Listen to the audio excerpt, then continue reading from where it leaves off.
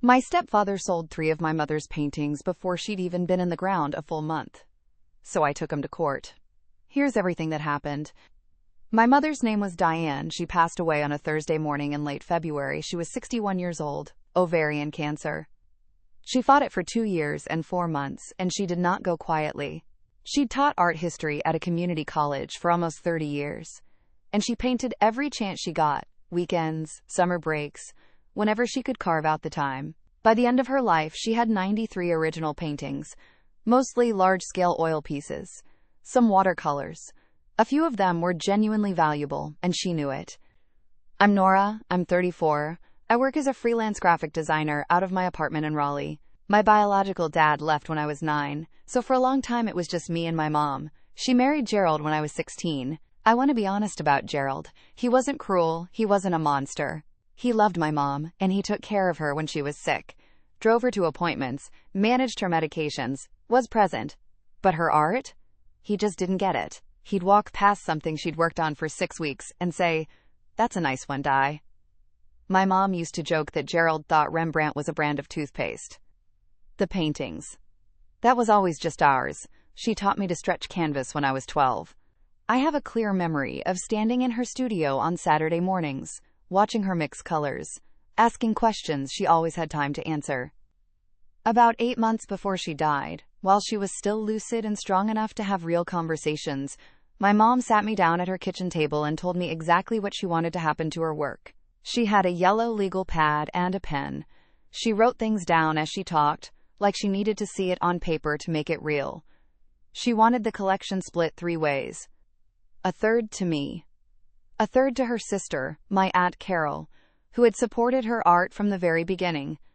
And the last third, specifically the most valuable pieces, she wanted donated to the Aldrich Community Arts Center, a nonprofit that ran free after-school programs for kids in lower-income neighborhoods. She'd volunteered there for years. She said she wanted those kids to grow up around real art, original work, not prints. She also named the 4 paintings she considered the most valuable: Blue Corridor, the Heron series, which was 3 connected pieces, October Window, and a large untitled abstract she just called the Gray One, which she'd been told was worth around $12,000 on its own. She wanted all 4 to go to the Aldrich specifically. She wrote it on the legal pad, dated it, and signed it. I kept that legal pad. That detail matters a lot, and I'll come back to it. She also told me she had already spoken to her attorney, a woman named Patricia Holt, and that Patricia was updating her will to reflect everything she'd just written down. The funeral was on a Saturday, about 5 weeks later. Small service, maybe 40 people. Gerald sat in the front row. I sat next to him. My Aunt Carol was on my other side, holding my hand the whole time. Gerald cried. I believed it was real. He and my mom had been married for 18 years. Whatever came later, I don't think his grief that day was fake. The trouble started at the house after the service. People were eating, standing around, doing the awkward post-funeral thing. Gerald pulled me into the hallway near the stairs. He said, "We need to talk about the studio soon." I said we could talk whenever he was ready. He said, "A gallery in Asheville reached out. They're interested in several pieces. I want to get some appraisals done." I went cold. Not upset exactly. Just cold. I told him we should wait until after we'd spoken to Patricia, until we knew what the will said. He nodded. Of course. And I thought that was the end of it. It was not the end of it. The will reading was 10 days later, on a Tuesday. Patricia Holt's office is a small 2-room setup above a dry cleaner on Merchant Street. Me, Gerald, and Carol sat in uncomfortable chairs in front of Patricia's desk. Gerald got the house, the car, the joint bank accounts, about $43,000, and most of her jewelry except 2 pieces she'd left specifically to me. All expected. Then Patricia got to the paintings. The will said that as marital property acquired during their marriage, Gerald was the primary owner of all artwork Diane had created over their 18 years together, and he could distribute them at his discretion. I would get 10 paintings of my choice. The Aldrich would receive some works at Gerald's discretion, which could mean 5 paintings or none. Aunt Carol made a sound beside me. I didn't make any sound. I just stared at the paper. I asked Patricia when this version of the will was written. She said it had been updated in October, 4 months before my mom died. I asked who had requested the update. She said Gerald had come in with Diane and they'd updated it together. I looked at Gerald. He looked straight ahead at Patricia's desk. Carol said, "That is not what Diane wanted." Gerald said, "Di and I discussed this thoroughly." I asked Patricia if she had notes from the October meeting. She said she'd have to look. She didn't look right then. The whole meeting was over in 25 minutes. In the parking lot, I told Gerald that my mom had given me a handwritten document spelling out exactly what she wanted. He said, "Whatever she wrote on a notepad doesn't override a legal will, Nora." He said it calmly, like he'd rehearsed it. I drove home, I sat on my couch, then I called my friend Jasmine, who is a paralegal and has been my closest friend since college. Jasmine gave me 3 instructions. Get a copy of the previous will if one existed. Get that legal pad somewhere safe and photograph every page. And call a probate attorney before Gerald sold anything.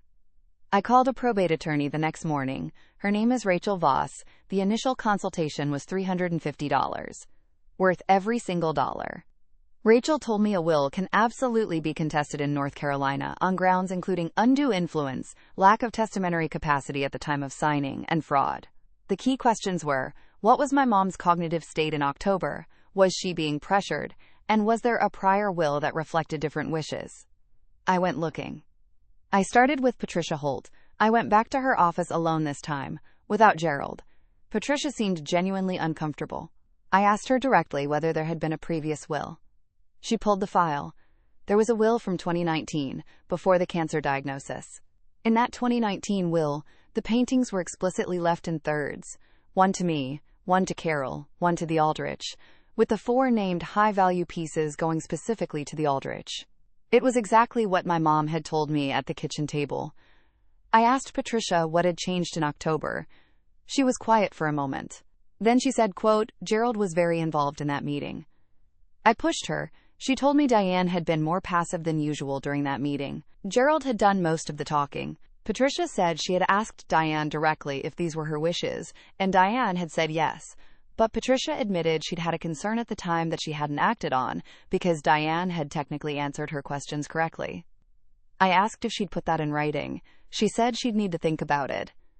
While I was waiting on Patricia, things got worse. 3 weeks after the funeral, I drove out to my mom's house to pick up the 2 pieces of jewelry she'd left me. Gerald let me in. We were civil. I asked if I could go up to the studio to see the paintings. Gerald said the studio was locked and he'd rather wait. I left. That night, Carol called me. She was at a neighbor's house, a woman named Bet, who lived 2 streets from my mom. Bet told Carol that a white cargo van had been parked at the house earlier that week. 2 men carrying large, flat packages out the back door. I called Rachel that same night. She told me to request an emergency inventory through the probate court. We filed the next morning. The filing cost $180, and it required Gerald to provide a full accounting of every estate asset, including every painting. Gerald's inventory came back through his attorney, a man named Phil Durant. It listed 79 paintings. My mom had 93. 14 paintings were missing. I went back to bed. I sat at her kitchen table with a notepad and asked her everything she remembered about that van. She didn't have a plate number, but she remembered the name on the side, Harlow Fine Art Services, based in Asheville. I called every gallery in Asheville connected to that name. On my 4th call, I found them. I asked if they had recently taken in work by Diane Mallory. The woman on the phone paused, then said she couldn't discuss client transactions. That pause was all I needed. I told Rachel. Rachel contacted Harlow Fine Art Services by certified letter, notifying them that the works in question were subject to active probate proceedings and could not legally be sold, consigned, or transferred without court approval. 2 days later, Harlow called Rachel directly. They had 11 pieces. Nothing had been sold yet. They agreed to hold everything pending the probate outcome. That accounted for 11 of the 14 missing paintings. 3 were still unaccounted for. Rachel filed a motion to compel full disclosure. Gerald's response, through Phil Durant, said the 3 remaining paintings had been given as gifts to personal friends before probate opened. He named them A couple named Roger and Sandra Tillman had received 2 paintings, and a man named Dave Kowalski had one. I knew Roger and Sandra. Roger was Gerald's college roommate. They came to barbecues. They were Gerald's people, not my mom's. I had never heard of Dave Kowalski. Neither had Carol.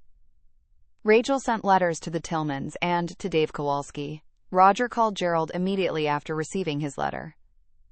Gerald called me, the first time he'd called me since the will reading. He said, "Nora, you are making this so much harder than it needs to be." I said, "You moved 14 paintings before we even had an inventory, Gerald." He said, "Those are my paintings." Di and I agreed. I said, "Then why didn't you tell me and Carol about the agreement?" He hung up. Then Gerald's sons got involved. Gerald has 2 adult sons from his first marriage, Marcus, who is 38, and Todd, who is 36. They'd never been close with me or my mom. They came to holidays, they were polite, that was it. I hadn't spoken to either of them in about 6 months before my mom died. Marcus texted me on a Thursday evening, "Nora, you need to drop this. Dad is grieving and you're dragging him through court over paintings. Your mom would be ashamed." I read that text 3 times. Then I screenshotted it and sent it to Jasmine. Jasmine wrote back, "Do not respond." I didn't respond. Todd called my cell twice. I let it go to voicemail both times. He left a message saying I was being cruel, that I only cared about money, that Gerald had been more of a father to me than my biological dad ever had, so I should show some respect. I deleted it. The family group chat, a small thing with me, Gerald, Marcus, and Todd that had been set up for holiday planning, started filling up with messages. Marcus posting articles about contested wills tearing families apart. Todd hoping I would reflect and do the right thing. I muted the chat on a Tuesday morning and left it entirely by Friday. The one steady person through all of this was Aunt Carol. She's 64, retired nurse, and she has a spine made of reinforced steel. She sent me a voice message every couple of days just checking in. And then she found something I hadn't known existed. Carol had emails. My mom had emailed her in September, 1 month before the October will change, talking specifically about the paintings and what she wanted to happen to them. She named Blue Corridor by name. She said she wanted the Aldrich to have the Heron series. She said she was going to make sure her attorney had everything in writing. The emails were dated, time-stamped, sent from my mom's personal Gmail account. Carol forwarded them all to me that afternoon. I forwarded them to Rachel within the hour. Rachel was very calm. She said, "This is good. This is very good." We were building something solid now. Patricia Holt had finally agreed to provide a written statement. In it, she said that in the October meeting, Diane had appeared, quote, somewhat fatigued and less engaged than in prior meetings. That Gerald had, quote, guided a significant portion of the conversation, and that Diane's responses to direct questions were brief and, in Patricia's professional opinion, potentially prompted. Patricia stopped short of saying Diane lacked capacity, but she said there were enough concerns that she should have asked Gerald to step out of the room, and she regretted not doing so. Rachel also found Francis, my mom's closest colleague at the college, a fellow art instructor. Francis had visited my mom at home in November, and my mom had mentioned the October will meeting. Francis remembered her saying, "Gerald wanted to make sure things were handled correctly. I just didn't have the energy to argue every point." Francis agreed to provide a written statement. So here's what we had going into the hearing: the 2019 will with the original 3-way distribution, the legal pad with my mom's handwriting, dated and signed, Carol's September emails, Patricia Holt's written statement about the October meeting, Francis's statement, and the documented fact that Gerald had moved 14 paintings out of the estate before the inventory was filed. Rachel told me we were ready. The probate hearing was on a Monday in May, about 11 weeks after my mom died. County courthouse, beige building, bad lighting, uncomfortable chairs.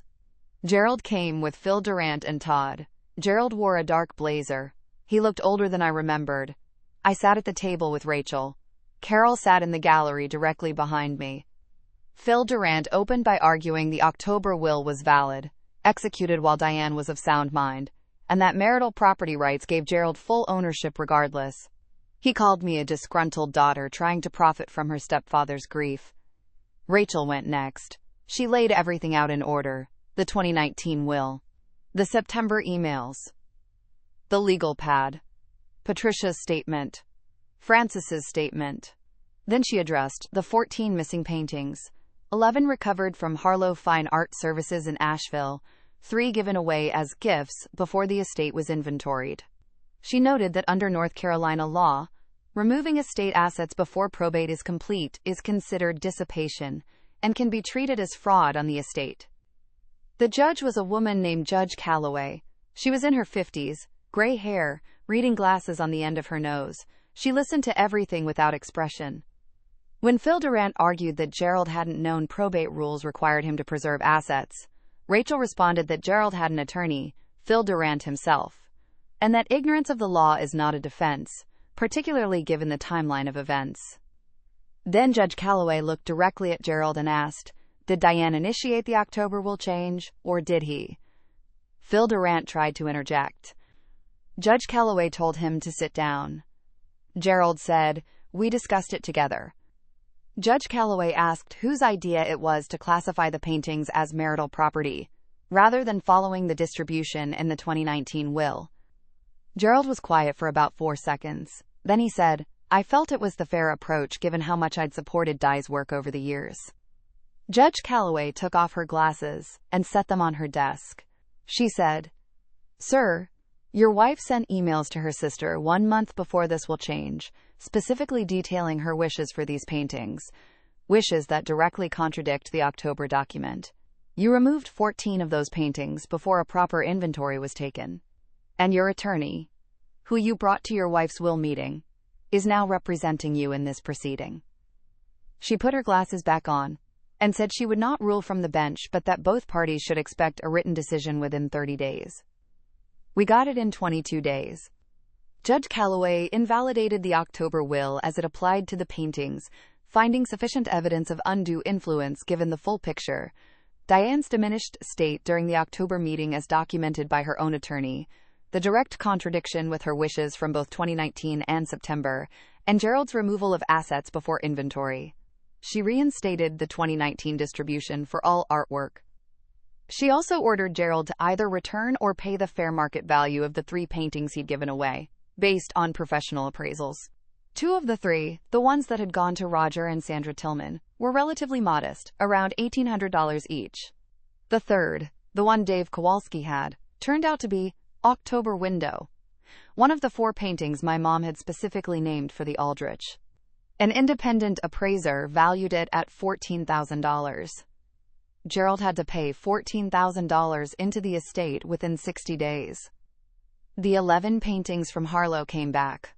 All of them. The full collection was appraised over the following 6 weeks. Total value, $187,000 across all 93 pieces. Under the reinstated 2019 distribution, the collection was divided as evenly as possible by appraised value. 31 paintings went to me, totaling approximately $62,000.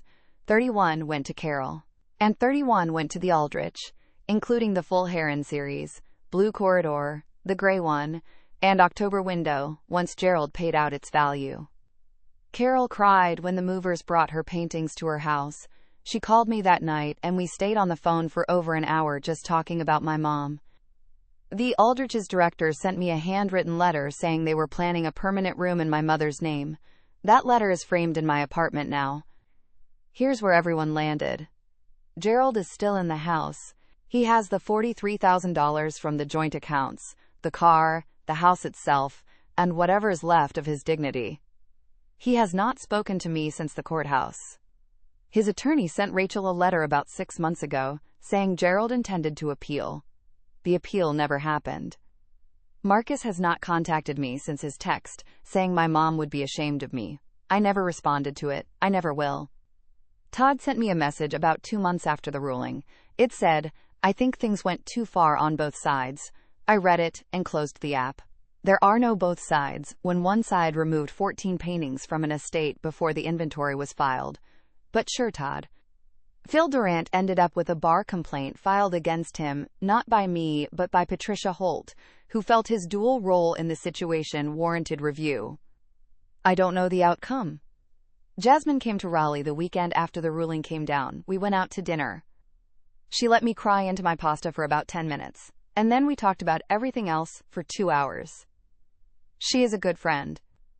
Aunt Carol and I have dinner every few weeks now. We didn't really have that before. My mom's death broke a lot of things, but it fixed that one. I have 31 of my mother's paintings. Some of them are in my apartment.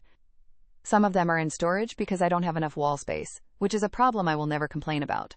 One of them, a small watercolor she did of our backyard when I was about 10, a painting I watched her make while I sat on the back steps, is hanging above my desk where I work every day.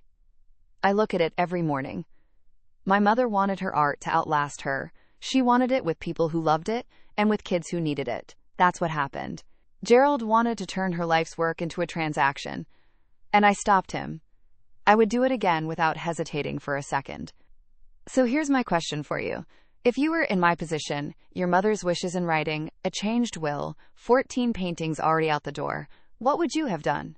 Let me know in the comments.